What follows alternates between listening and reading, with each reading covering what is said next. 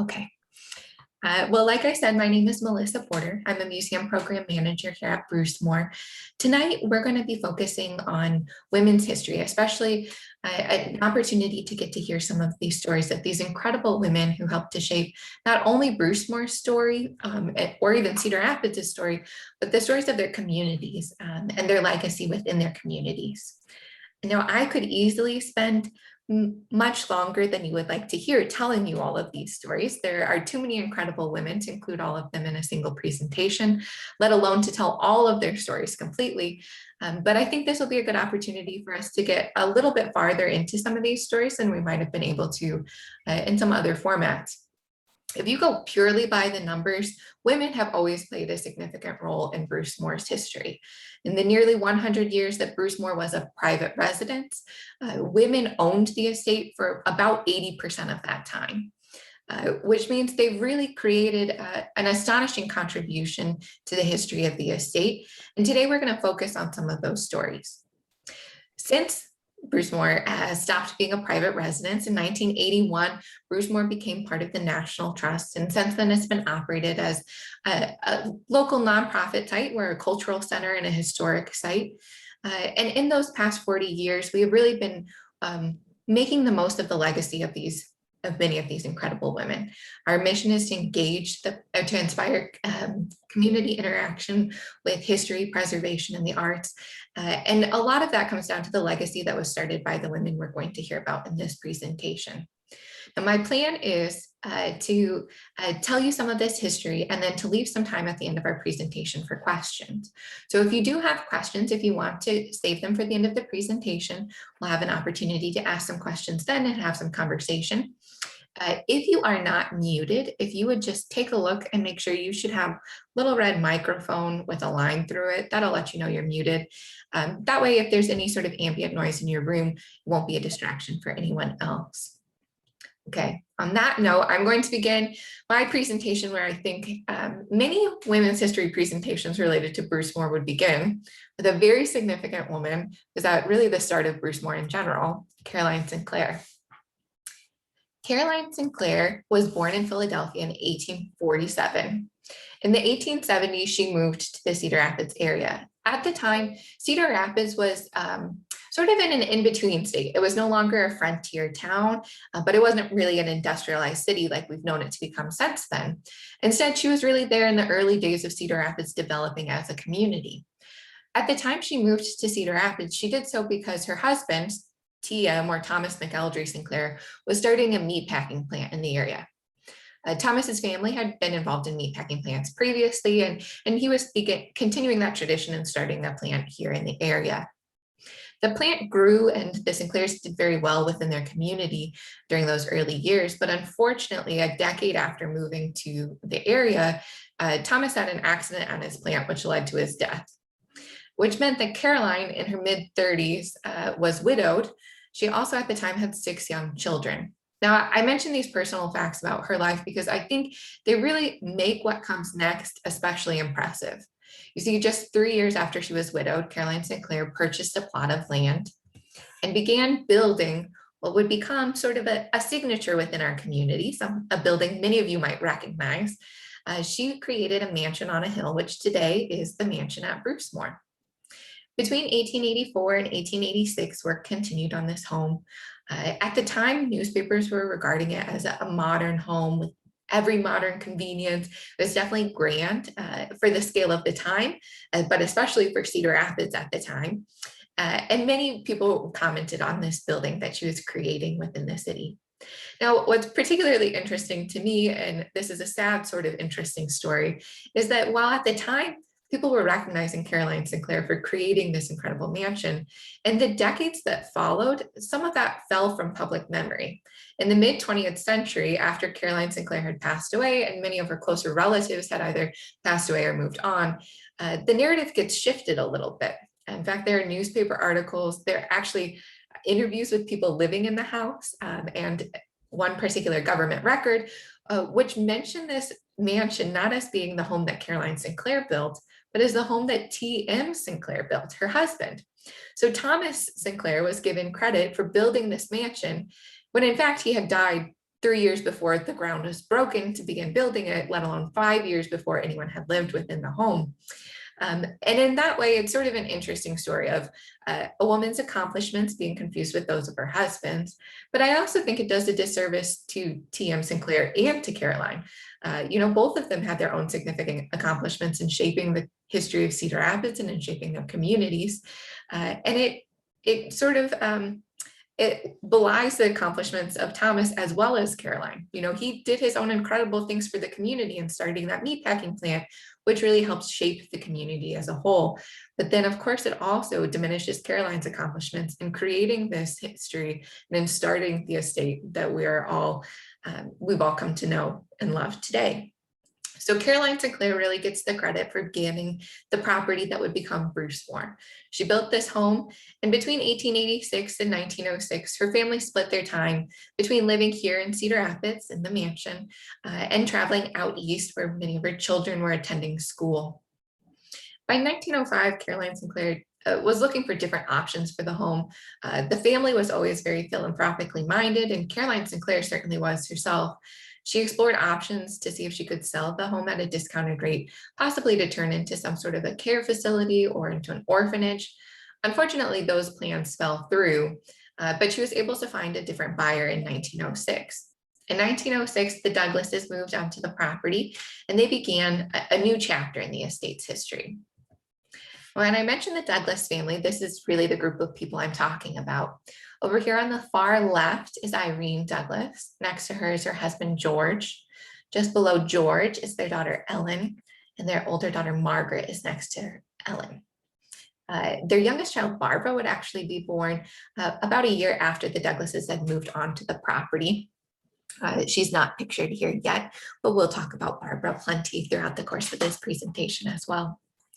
The Douglases were really responsible for transforming Brucemore. They were the one who gave Brucemore its name. George Bruce Douglas inspired the name Brucemore. But beyond that, the Douglases were really responsible for adding many of the features which we continue to enjoy today.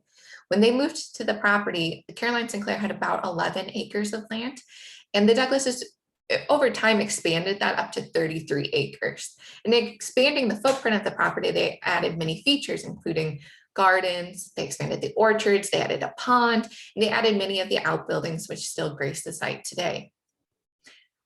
But really, as a driving force behind a lot of this was Irene Douglas. Irene Douglas was first moved to the estate around 1906. The Douglases made a few changes before they formally moved in. But in the years that followed them moving to the estate, Irene made significant changes to the property. And I don't mean to diminish the changes that George Douglas made to the estate, but Irene Douglas really lived in the property for quite a bit longer than her husband did. George Bruce Douglas ended up living at Brucemore for about 17 years, whereas Irene Douglas lived there for 31 years. And in the time that she lived there, she continued to make significant changes to the property, including some which remain signatures of the estate today. So for instance, George Douglas passed away in 1923. 2 years later, Irene Douglas made one of the more recognizable contributions to the estate. She hired a local artist by the name of Grant Wood to decorate a second floor sleeping porch. Now, a sleeping porch would be a cool place to sleep during warmer summer months. But in hiring a local artist to do all of this work, we really get to see Irene Douglas as a patron of the arts. She was an ardent supporter of local arts and culture. She was involved with the Cedar Rapids Art Association and actually served as the president of that association for a time. She knew Grant Wood socially. He was involved in some plays and some other things with her daughters. But beyond that, she also knew him within the role of the Art Association and helped support him as a local artist along with other local artists like Marvin Combe. Today, Brucemore continues to bear that legacy of being an organization that has many works of art because of Irene Douglas's patronage of local art. Likewise, Irene Douglas was joined by a much wider group of women within the Cedar Rapids area and nationally who were really responsible for encouraging and patronizing artists. Within Cedar Rapids, the early Cedar Rapids Art Association was largely developed by women who had the ability and the funds to help support local artists. So today there are works of art which we owe our gratitude to these women who helped pay for artists to be able to create works like the one you see on the Grantwood porch. But beyond the physical arts, Irene Douglas was also a supporter of music and culture more generally. She was involved in different theater productions. She brought in musicians and lecturers. Here you see some of her love of music on display. In the late 1920s, again, following George Douglas's death, Irene Douglas acted independently to purchase a Skinner player pipe organ. The Skinner pipe organ is installed within the home. It's a massive instrument that spans multiple floors, features more than 700 pipes. But it's also a testament to Irene Douglas's enjoyment of music and the way that she continued to support local artists and support bringing music and culture to Cedar Rapids. Beyond the pipe organ and the Grantwood porch, Irene Douglas continued to make changes to the home as well. She installed an oil on canvas mural during the late 1920s. She installed an electric refrigerator. She also made significant changes to the pool, increasing the size of that. But in addition to all of these many changes that were happening around the house, perhaps one of the bigger and more lasting contributions that Irene Douglas made to the estate was really in terms of the landscape. When the Douglases first moved into the property, when they purchased the property in 1906 and later moved in, they made quite a few changes to the estate. I already alluded to the fact that they essentially tripled the size of the estate, and in doing so, they added many of these features that we can recognize throughout the property today. In doing so, they worked largely with a landscape architect by the name of O.C. Simons. Simons was considered a leader within the Prairie School of Landscape Design. So you might recognize Frank Lloyd Wright as a Prairie style architect. O.C. Simons likewise was one of the leaders within the Prairie style for landscape architecture. We know about O.C. Simons and his work at Brucemore in large part due to Irene Douglas. Irene Douglas maintained letters and diaries as well as a gardening book, all of which help us to understand the role that Simons and the other members of his firm played in designing Brucemore and in laying out the landscape as we know it today. Simons didn't operate independently in doing all of this work. There were other members of his firm that worked with the Douglases and worked with Simons in order to create and execute his plan. We know, for example, that J. Roy West was responsible for laying out a driveway down towards Linden, whereas the gardens that you see here were actually designed by Helen Dupuy. Helen was a graduate of Smith College in Massachusetts. Following her graduation, she began an apprenticeship with O.C. Simons. Although we know that she was a family friend and a neighbor of O.C. Simons, there's very little evidence about what that apprenticeship actually looked like or what the form of that apprenticeship was. We don't know all of the details, but I can't say it was somewhat unusual for Helen to have this sort of a position within a landscape architecture or landscape gardening firm at the time. During the early 20th century, this would be around 1910, the profession of landscape architecture or landscape gardening was really just beginning to develop at all, but it was largely dominated by men. And Helen had a hand in developing the landscape here at Brucemore. We know about her role and what that looked like because of notes left by Irene Douglas. In Irene's 1910 diary, she writes about Helen sending her the plans for the formal gardens at Brucemore. The geometric and perennial beds are filled with a variety of species of plantings. All of that was really in line with some of the design techniques at the time. You can see in this image that Helen created outdoor rooms where the plantings created sort of border walls, whereas the grass created lawn space or the flooring of the rooms. And in laying out these spaces, Helen really embraced some of the styles at the time and also embraced some of the interests that Irene Douglas had as an owner of the property. In March 1910, Helen sent the designs over. Later that year, she came onto the property and was actually involved in overseeing the planting of the estate. of the gardens, excuse me. And then a couple years after that, she came back to the property. We don't know exactly what she was doing at that time, but I would imagine it was possibly related to seeing how the gardens were taking and how they were growing. Now, if you're very familiar with Brucemore's gardens and you come often, you might know that this is not exactly how the gardens look today, or even exactly how they looked 1 year ago. In part, that's because Irene Douglas was an avid amateur gardener. She was involved and invested in designing her landscape within her home.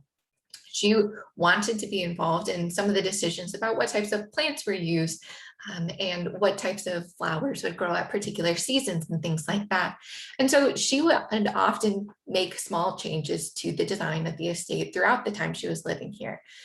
As tastes changed, as styles changed, she would make some changes as well. Now, I think we can all recognize how taste might change in fashion or in terms of our house or things like that.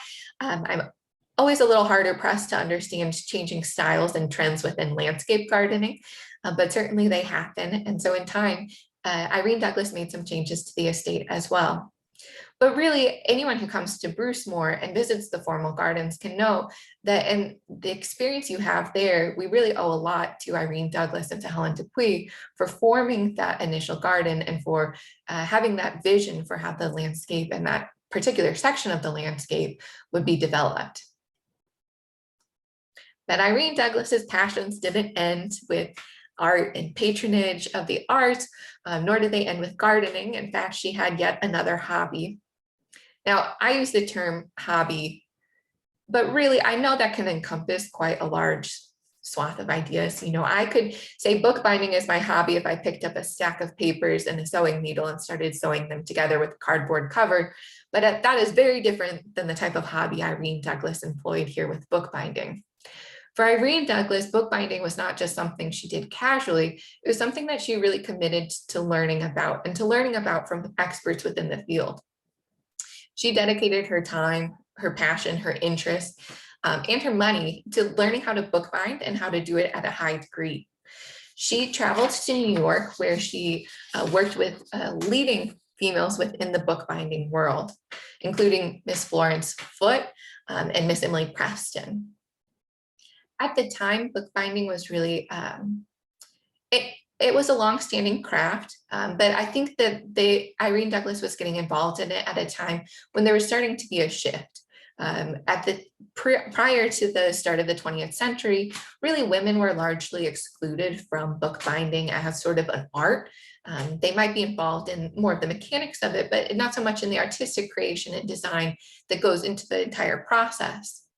But Miss Florence Foote was actually quoted in a 1902 New York Times article saying, "It's astonishing to me to perceive more and more as I go to England each summer, the place which women are taking and are destined to take in the craft that is bookbinding.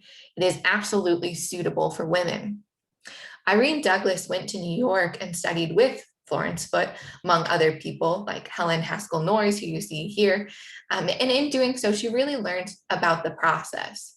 Bookbinding was a craft in that, you know, they were creating a product out of the end of it, but it was also an artistic pursuit in that there was some freedom to create designs which reflected both the story and the interests of the people making the books. So here you can see a series of books that were bound on the estate. Irene is standing in front of a building, which she actually had built for the very purpose of bookbinding. So today, Brucemore has a building which I tend to refer to as the bookbindery. You can still find it on the estate today.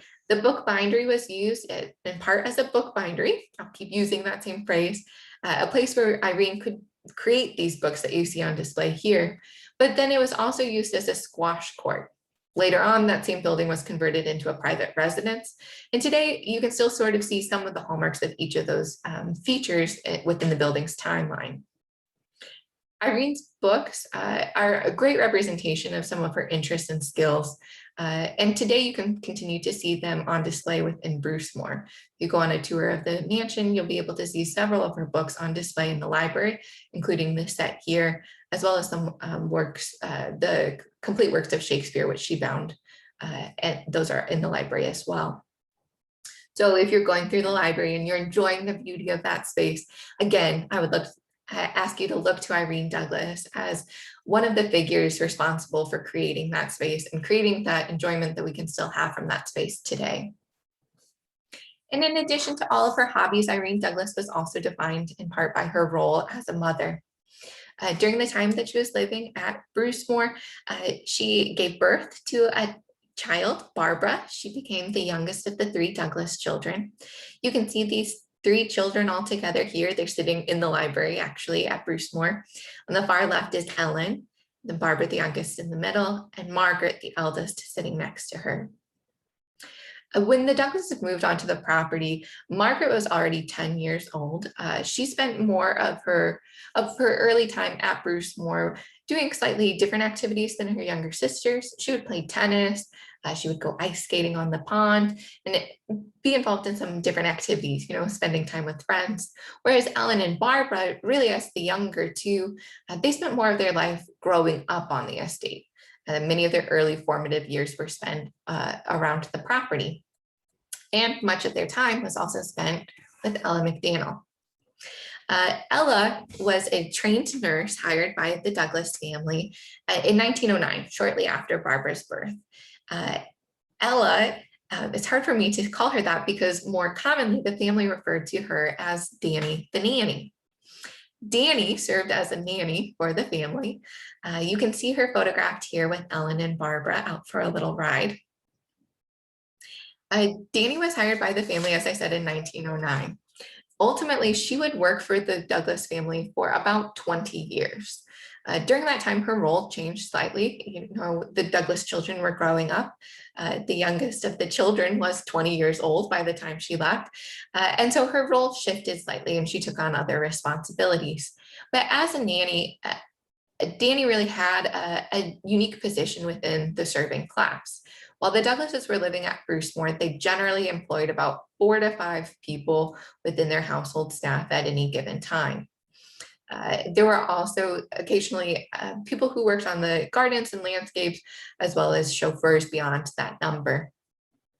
The Douglas family, in employing a larger group of people, also set up an opportunity for us to see some of the social differences present at work among the working class. Danny the nanny had a unique opportunity. Her role meant that she interacted closely with the Douglas family. She was an educated woman, but she was not the highest trained servant within the household. In fact, at the time she was hired, she was paid $60 a month and a butler was paid $65 a month. The butler would have been sort of the head of the household in terms of the servant household, and the butler would have only been male. At Brucemore, there were only male butlers during this period.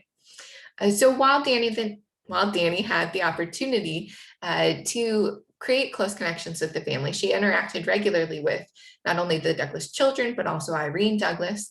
And while she was among the top paid people within the household staff, she was limited by her gender in terms of the types of roles she would be able to occupy within the servant household.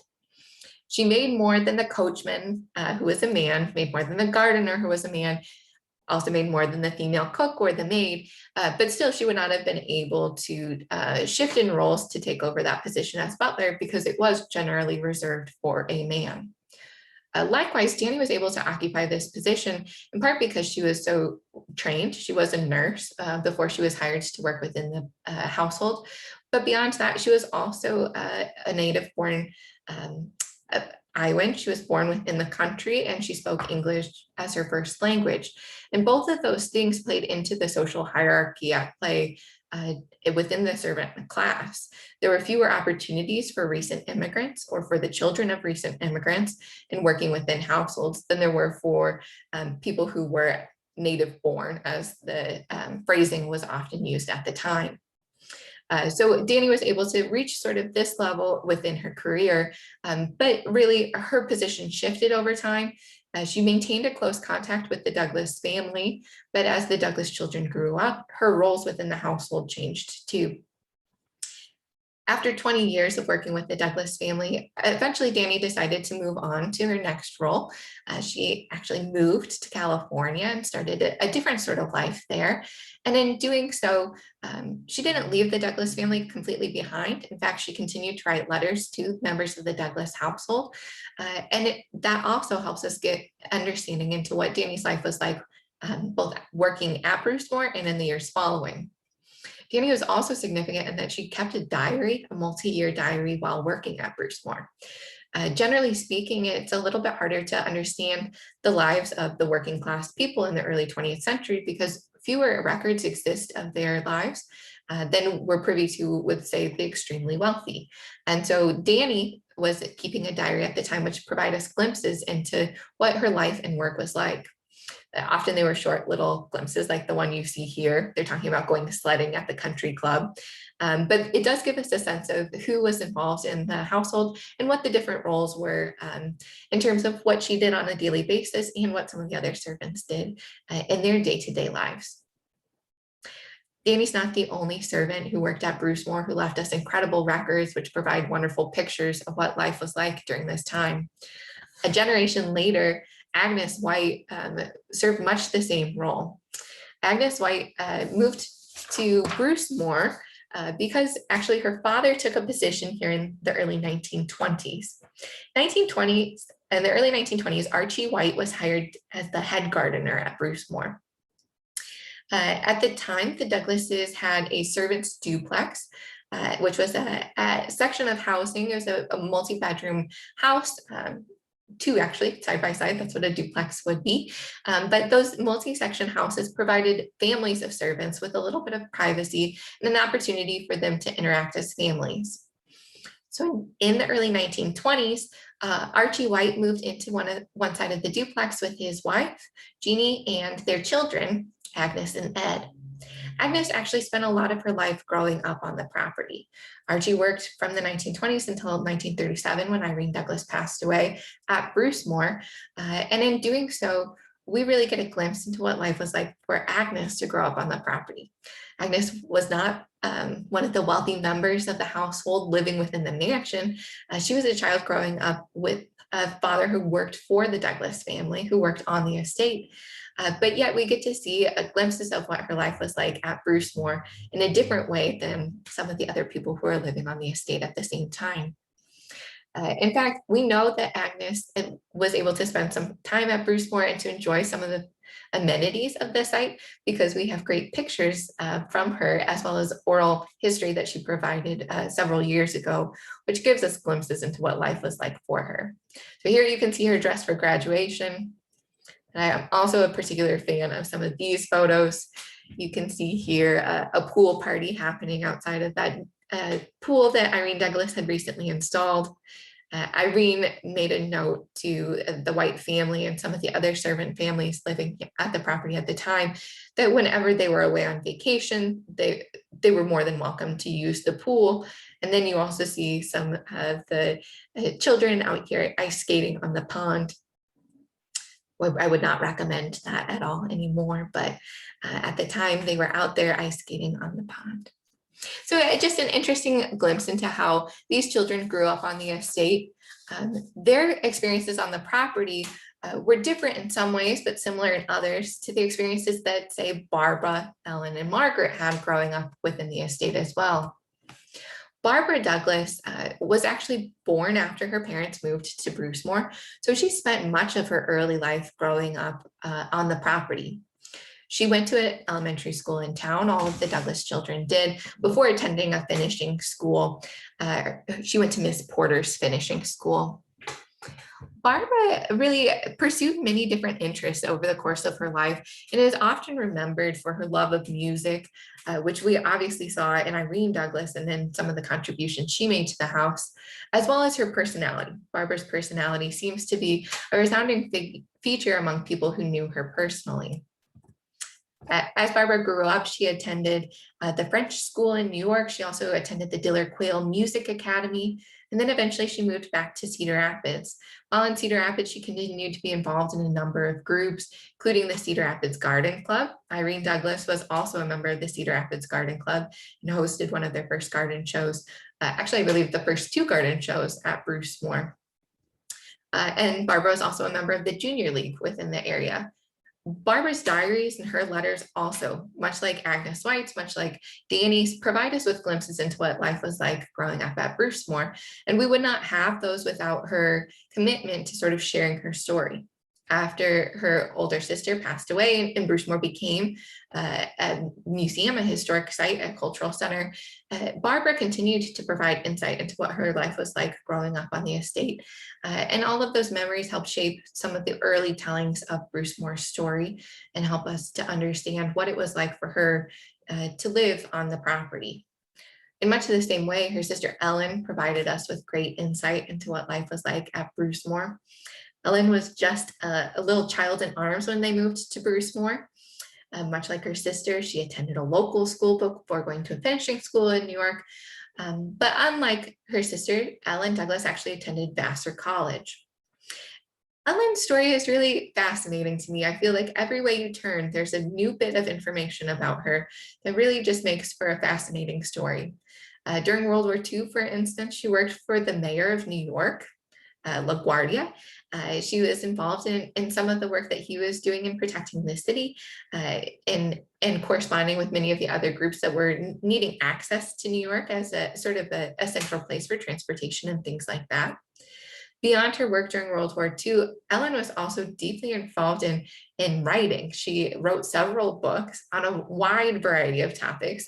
I don't know that there are many authors who span quite the same range that Ellen did. She wrote some mystery books. She also wrote a series of several business-related books related to some of her interests in terms of the stock market and things she had been involved in New York. And then beyond that, she also wrote what I would call a semi-autobiographical account of her life at Brucemore. Ellen, at the time she was writing it, it was in the 1970s when she began writing that book. And, you know, in time, I think many of us sort of create memories for ourselves out of the stories that we hold within our heads and within our hearts. And Ellen's stories sort of grew as time went on. So there are some fascinating tidbits in those stories in her book, When We Went First Class. Some of them have certainly grown. I know because she and her family left many of her diaries to us, so we know what her life was like from a firsthand account in terms of her writing that when it actually happened. And then we also have this wonderful account, which are sort of her reminiscences on what life was like. Life had changed between when she was growing up at Brucemore and where she was in the 1970s. And as she remembered that time, I think there were some changes in the way she remembered it from what had actually happened to the way she wanted to present the story now. But I think those are really fascinating ways to get an insight into not only who she was at the time, when she was actually growing up at Brucemore, but also a glimpse into who she was as an adult and the things that she valued from her childhood. So really an incredible woman shaped by many different figures and writing on a variety of topics. Now, I can't mention writers within the Douglas household and not spare a minute to mention Ellen's aunt, Mahela. We're going to sort of depart from our Douglas girls just for a minute to talk a little bit about Mahela Douglas, because she is another fascinating figure.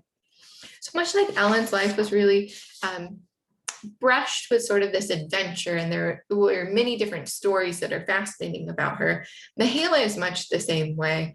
Mahela wrote a memoir of her life, which again, it's a little bit difficult to know exactly how much memory and sort of self-reflection shaped that, as opposed to, say, a more strictly biographical account of her life. To hear her tell it, she grew up in Cedar Rapids, very close to the Wright brothers. She might have inspired them to create an airplane because I think that they flew kites together or something like that. But, you know, she was very proud of her Cedar Rapids heritage. And when she grew up, she actually eventually would marry Walter Douglas, who is George Douglas's brother, George Douglas being Irene Douglas's husband and the Margaret, Ellen, and Barbara's father. Mahela and Walter Douglas, they together took a trip to Europe, and in 1912, they were sailing back from their European trip aboard a new and much acclaimed ship, the Titanic. When the Titanic hit the iceberg, Mahela had some reservations about what was happening, and they quickly went up to the top deck.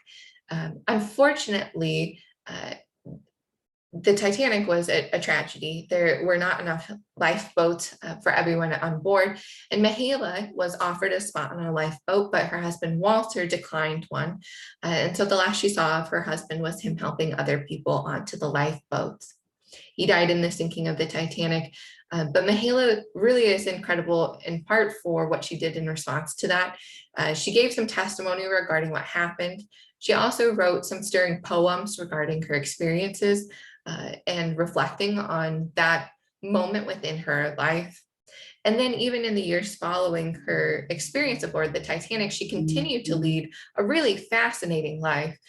She met with presidents, she met with authors while living in her estate up in Deep Haven, near the Twin Cities in Minnesota. And she also wrote her own memoirs, wrote works of poetry, and shockingly continued to travel extensively even following that experience. Now, I have to mention her because she is another incredible figure in this fascinating story of Douglas women. And I have to wonder whether or not she influenced her young nieces in any of their decisions to go into writing or to record their own stories. In recording their own stories, really, we are very grateful for the Douglases for the ways that they have recorded their experiences at Brucemore. Margaret, the eldest of the Douglas children, moved to the estate when she was about 10 years old, and she really captured much of early life there through photographs and through scrapbooks, which she maintained about her life on the estate, as well as the many other things that she was doing at the time. We have great photographs of the Douglases, especially a lot of photographs of Ellen and Barbara together playing on the estate, in part because Margaret pasted them into scrapbooks and maintained records of her life at Brucemore, as well as during her time at finishing school in New York. Margaret, after she concluded her finishing school in New York, she decided that she would sort of pursue an interest in sculpting. That's something that we see her having some interest in through her scrapbooks. She collected different images of works of sculpting. She was clipping out little pieces from newspapers and things like that. And in developing her interest in sculpting, we also have some really interesting physical pieces left by her. For instance, this piece, Kneeling Woman, is located within the study at Brucemore, and it was sculpted by Margaret Douglas. She cast this piece, and there are also two other copies of it that we're fortunate enough to have. But Margaret's hobby of sculpting is much like Irene Douglas's hobby of sculpting. It wasn't a passive hobby or something she just picked up on Saturdays when she had a little bit of free time. Instead, her hobby of sculpting was really something she dedicated some time to, as well as training, interest, passion, to be able to accomplish this on this level. One of the people that she trained with, in fact, if you've been following some of our women's history posts on Facebook or on Instagram, you might have heard the name Bashka Pfaff, but that is one of the people that Margaret trained with in order to learn this art of sculpting. So here you can see Margaret, and in the background you can see a work called Dancing Children. That same work, Dancing Children, is photographed here in a modern setting, slightly more modern setting. But Bashka Pfaff was an immigrant from Russia. She immigrated to the United States at a really young age, and she trained as a sculptor. She was working in Massachusetts, primarily in the Boston area. But in 1915, Irene Douglas commissioned her to come to Brucemore and create an original work. That work which Bashka created was Dancing Children, the one that you see here with Margaret, and then again on the estate later. Dancing Children is an interesting piece created by Bashka for Brucemore. Specifically, it's signed and dated by the artist. And it's made especially interesting to me in that Bashka not only came to create this work of art, but she also came to work with Margaret on her sculpting. And Margaret would later take classes with Bashka and learned from her as part of her developing of her own work and developing her skill, which would lead her to be able to create pieces like Kneeling Woman, which we saw in the last slide. Now, I should mention too, unfortunately, Dancing Children has had a difficult year. In August 2020, a storm swept across much of the Midwest, including hitting Brucemore. Brucemore sustained quite a bit of damage. Here you can see some of the damage, including direct damage to Dancing Children. In total, Brucemore sustained, estimates aren't entirely clear yet, but about $2.5 million worth of damage to the estate, and about 70% of the tree canopy was lost. That loss of tree canopy and the damage to the buildings and to the works of art are sad in that they also reflect sort of the grandeur that was created by many of these incredible women we've talked about today. We've talked about Bashka Pfaff and her work in creating Dancing Children, which you see damaged in this photograph. But we've also talked about Irene Douglas and Helen Dupuy and their work in creating the landscape. And all of those things are reflections of the ways that we've enjoyed Brucemore in the last several years and the way we've gotten to enjoy the site recently. So it's also encouraging to know that there is a chance for regrowth and rebuilding in the years to come, due in large part to the continued support of people in our community like all of you. So there are plans for the conservation of Dancing Children. It is badly dented, so it's had to move inside so it wouldn't collect rainwater. And in the coming years, there will be plans for the revitalization and regrowth of the landscape, as well as recovering from the damage to the buildings. But all of this legacy would not really be possible without Margaret Douglas. So after learning to sculpt and after pursuing some of those interests, Margaret continued to live a very full life, a life that to me is largely marked by her commitment to philanthropy. She was committed to serving her community in a way that I think is really reflected in many of the organizations that continue to bear her name throughout Cedar Rapids. Margaret married a man named Howard Hall, and together the Halls contributed to many different causes across Cedar Rapids. If you are familiar with Mercy Hospital, for instance, the Hall Prime Cancer Treatment Center, as well as several others around the community. My personal favorite is the legacy she left in giving her childhood home to the National Trust for Historic Preservation. When Margaret Hall passed away in 1981, she left her home to the National Trust so that it could be operated locally here in Cedar Rapids. And in doing so, she really opened up Brucemore to be a site which could be enjoyed by many, many people. Today, Brucemore continues to serve some of the same interests that were inspired by Margaret, by her mother, by her sisters, and get to share their stories throughout this time. But Margaret actually was not the last woman I want to talk about today. In fact, I have two more women that I feel like need to get a little mention before I finally turn things over for some questions and discussion. I want to mention a woman who actually lived on the property slightly longer. Well, Margaret lived on the property the longest, but after Margaret passed away, there's one woman who continued to live on the estate for quite a while and make her mark on the property. You see, Carolyn Shimmick, pictured here in the middle, began working at Brucemore in 1943. At the time, Margaret and Howard were living on the property, and Carolyn's husband was serving in World War II.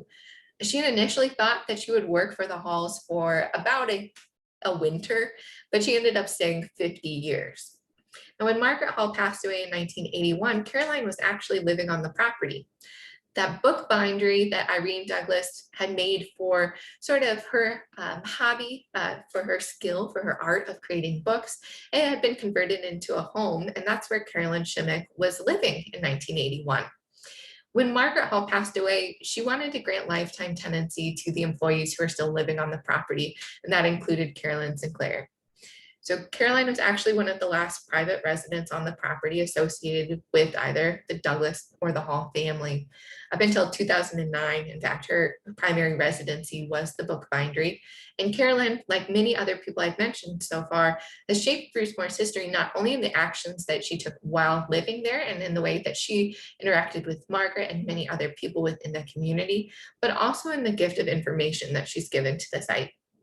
Caroline Sinclair, or Caroline Shimmick, sorry, maintained photographs and furniture and diaries, all of which helped shape our understanding of Brucemore, especially of Brucemore during the time that she was working here and living here, and give us insight into her particular life on the estate.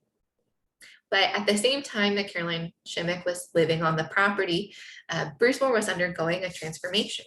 When Margaret Hall passed away in 1981, she left her home to the National Trust, and in doing so, the estate really began to transform. For the first time, it was going from a private residence into something that was really designed intentionally to serve the community as a cultural center, as a historic site. And so Brucemore needed some new leadership in order to do that. And my last woman I would like to talk about today is none other than Peggy BoyleWhitworth. Peggy was Brucemore's very first executive director. She was hired in 1981, shortly after the home passed over to the National Trust, and she was given the difficult task of shaping what Brucemore would become as an organization. Peggy, much like Irene Douglas and many of the other women I've mentioned today, had a strong commitment to both the cultural relevancy of our community and also of the community in general. She wanted to create connections, and in doing so, she was involved in many other organizations related to preservation, history, politics, culture, all of which really shaped Brucemore into the organization that it's become today. So we also owe part of our legacy to Peggy and to the many other women who continue to shape Brucemore into the organization that it is now, as well as, of course, all of those women who came before her in shaping the history of Brucemore and the site into what it is. So while I could keep going on any of these women and talk and talk and talk, I feel like it's only fair if we open things up for a few questions. Now, if you would, there are a few ways we can do questions. The first is if you're interested in typing your question into the chat, you're welcome to do that. If you'd prefer instead to speak your question or to ask a longer question than you think would be appropriate in the chat, you're welcome to raise your hand. I believe there's a feature that'll let you do that, or you can also physically raise your hand to let us know that you would like to ask a question, and then we'll start unmuting people so that way you're able to ask your questions as well. Before we get there, I do just want to turn to one last slide. So that way, if you are interested in learning more, you have a few different resources so you can learn more about not only these incredible women, but also ways you can be involved in shaping this legacy too. Okay, now I see a hand raised already. Corey, I'm going to unmute you, and if you are ready, you are welcome to ask your question. Oops, okay. Actually, Corey, I think maybe could you unmute yourself? There we go. Can you hear me? Yep. Okay. I was, you may have mentioned it, but I didn't catch it. What was the name of the memoir that Ellen Douglas wrote? I'd be interested to find that. Yeah, so Ellen Douglas wrote her book about her life growing up on the estate, as well as growing up in general, is called When We Went First Class. Okay. And in fact, I happen to know there are some people at Brucemore who might be able to put you in contact with some copies of that book. We have it in our gift shop, although unfortunately we have not had that building open recently because of some recent concerns in the past year, but Yes. you would be able to find that book there too. It's by Ellen Douglas Williamson, was her last name. Okay, thank you. Yeah, thank you. Absolutely. Okay. I think I have some questions in the chat.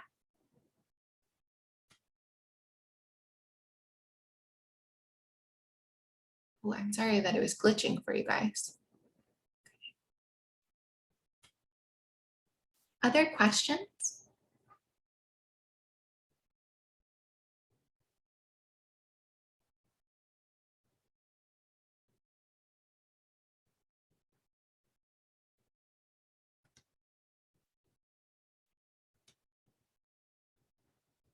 Jenny, it seems like you have a question. Let me see. Yeah. I was wondering, I didn't quite catch the name of the woman who did the dancing children. Yeah, absolutely. Her name is Bashka Thaf. She was born in Russia in the late 1890s. Okay. So it's B-A-S-K. And if you'd like the spelling, I'll type it into the chat for you. Oh, okay. Okay. The family immigrated when she was just a child to the United States, and she studied sculpting mostly in Massachusetts is where she did more of her training, and then she set up a studio there as well. There's a really fascinating newspaper article from 1915 that talks about her visit to Brucemore and sort of the connection between the Douglases and learning how to sculpt. Okay, and Kate asked a question, how can we help with the restoration of the estate? That's a great question. I would say the restoration of the estate is going to be a long, multi-year process, not just because the trees will take many years to regrow, but also because this is really an opportunity for the organization to consider the ways that we can replant thoughtfully and in a way that best reflects those original plans made by Irene Douglas, by O.C. Simons, by Helen Dupuy, and many others who are involved in the original landscape. So while you won't necessarily see a full-scale planting effort this year, I think what you're going to see is a lot of research into investigating how best to be able to replant. Now, of course, one of the keys in helping with restoration, either now or in the future, will be funding too. Brucemore sustained a large scale damage, and we're very fortunate that people continue to support us. But as a nonprofit organization, the support of the community financially, as well as in terms of your ongoing encouragement and support, are so important in restoration. Especially, they're important anytime, but especially so as we're sort of tackling this new hurdle and something that we have not experienced before either. Another question, did anyone live with Mrs. Sinclair and the children? Yes. In fact, we have a few census records that are able to give us some insight into who was living with the Sinclairs, but they also had servants who were working with them at the time.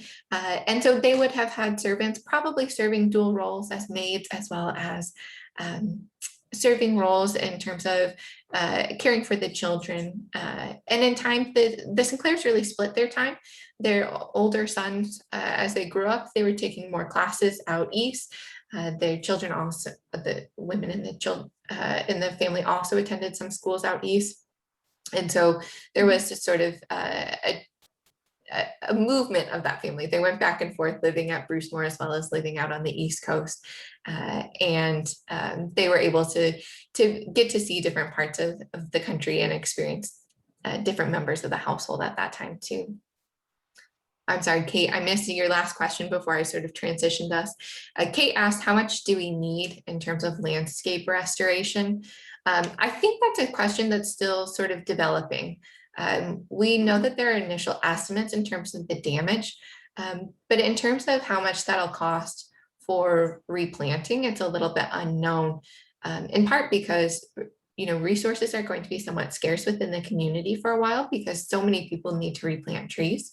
And also we're going to be looking for certain specific types of trees, and we don't know what the timeline will be on that.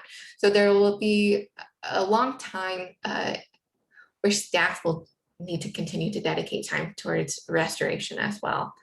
I might kick it over to Tara to see if she has a more concrete number for you, because I don't really. I just know that at this point, we're still in the early phases of planning some of that. And so it will be a long and an expensive process that will continue to need support in terms of financial gifts. People can give towards supporting the landscape recovery and supporting Brucemore in general. That's probably the most helpful type of gift.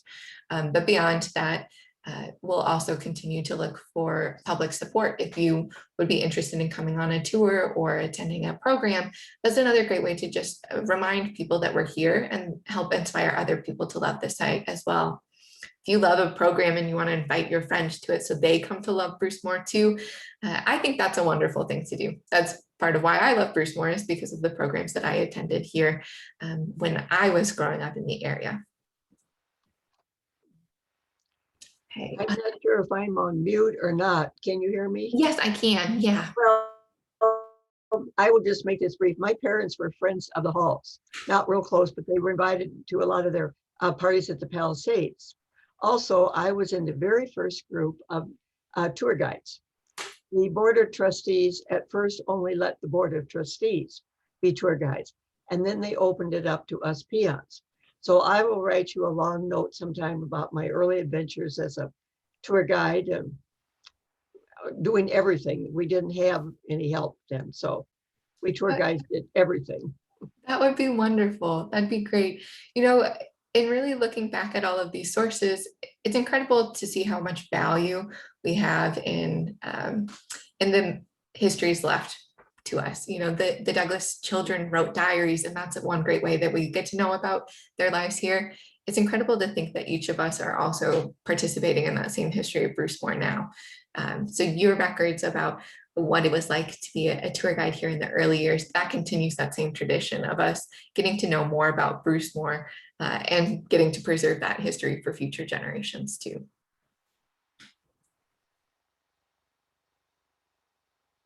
Okay, well, if anyone has more questions, feel free to ask them. I'm going to stick around. But on that note, I want to thank you all for attending today.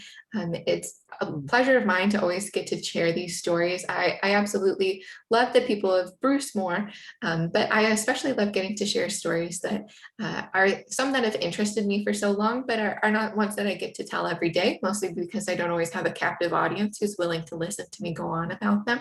So thank you all for coming today. As I mentioned before, if you're interested in any other programs or events, we have some new ones with tickets going live on April 1st. So come back and check our events calendar then. There's a lot going to be happening here at Brucemore this summer.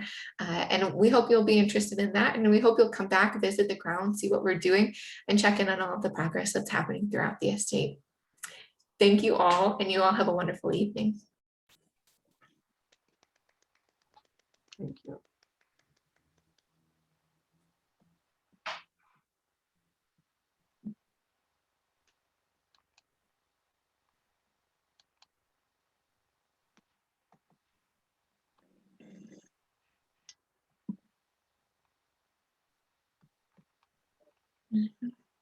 Like I said, I am still here, so if anyone does have a question that they'd like to ask or anything else they'd like to know more about, feel free to ask. Yeah. Are there any living children of Ellen and Barbara's? Yes, there are. There are, yeah. So Ellen and Barbara is, I believe Ellen only has grandchildren living, but Barbara has children who are still alive.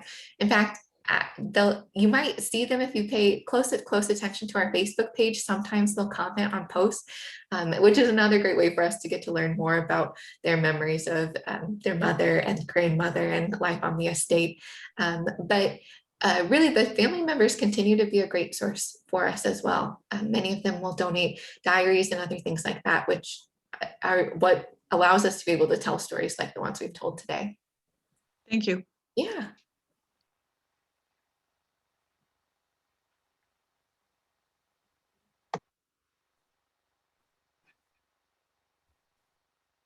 Okay. Well, if there aren't any further questions, I think I'm going to end our meeting today. Thank you all for coming. I hope you all have a wonderful day. Have a nice night. If there's anything else I can answer for you, you just wave right now, but otherwise we'll see you all around some other time. Okay, bye-bye.